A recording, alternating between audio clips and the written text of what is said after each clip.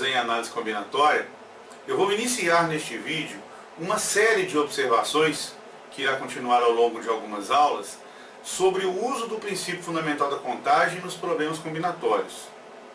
Porque, como são muitos os problemas em análise combinatória, cuja resolução se dá unicamente pela aplicação do princípio, existem muitos problemas que possuem certas características que, se bem observadas, certamente vão facilitar o desenvolvimento, o raciocínio da questão. E a primeira característica que eu gostaria de observar a respeito do princípio fundamental da contagem diz sobre o número de escolhas que são feitas ao longo do processo. Vale lembrar que o princípio fundamental da contagem nos diz o seguinte: se há X possibilidades de uma escolha ser feita, e para cada uma delas tivermos Y possibilidades de uma escolha seguinte, então temos X vezes Y possibilidades de fazermos as escolhas sucessivamente. Ora, dito desta forma, o princípio fundamental pode nos passar a ideia de que todo problema combinatório será dividido em apenas duas etapas, onde serão feitas duas escolhas em cada uma das etapas e simplesmente multiplicamos as possibilidades. O que acontece é que nem todo problema será dividido em apenas duas etapas. Evidentemente, há problemas em que isso irá acontecer, mas muitos também são os problemas em que nós teremos que fazer 3, 4, 5, 10 escolhas ao longo do processo. O número de escolhas é absolutamente arbitrário, dependendo da situação que o problema nos oferece.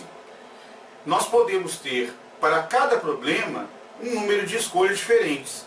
E o que o princípio fundamental, de uma maneira geral, nos diz é que, dado o número de escolhas que serão feitas ao longo do processo, o produto do número de possibilidades dessas escolhas simplesmente nos informa de quantas formas nós poderemos fazer tais escolhas sucessivamente. No exemplo a seguir, nós poderemos ver uma extensão do princípio fundamental, não apenas com duas escolhas, mas um problema que nos revela 3 escolhas que serão feitas durante esse processo. Observe, uma prova consta de 3 questões do tipo verdadeiro ou falso. De quantas formas uma pessoa poderá responder a essa prova? Bem, para resolver este exercício, já de antemão eu lhe adianto a resposta. Para cada uma das questões apresentadas, nós podemos responder com 2 possibilidades, V ou F.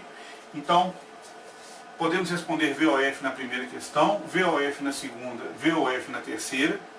E aí, distribuindo todas as possibilidades de V ou F em todas as 3 questões, eu já fiz a enumeração de todas as possibilidades, totalizando 8 distribuições possíveis, desde todas verdadeiras, passando por todas as possibilidades até todas falsas. Então aqui estão enumeradas todas elas. Há 8 maneiras diferentes de se responder essa prova. Mas o objetivo não é você simplesmente enumerar, é determinar o número de maneiras sem a necessidade de fazer esta enumeração, utilizando para isso então o princípio fundamental. E o princípio fundamental pode ser aplicado nesse caso porque responder às 3 questões significa, nesse caso, realizar 3 escolhas. Sendo que na primeira escolha, que é responder a primeira questão, há um total de 2 possibilidades, V ou F. Para cada uma dessas 2 possibilidades, há 2 novas possibilidades de responder a segunda questão. Ora, se para cada uma das 2 há 2 possibilidades na segunda escolha, isso nos remete invariavelmente ao princípio fundamental, que nos diz que teremos então 2 vezes 2, 4 possibilidades de distribuições diferentes entre V ou F para as 2 primeiras questões. E a extensão do princípio fundamental para a terceira escolha, que nada mais é do que responder a terceira questão, nos mostra nesse problema que há mais uma vez 2 possibilidades para responder a terceira questão para cada uma das possibilidades já escolhidas nas 2 anteriores.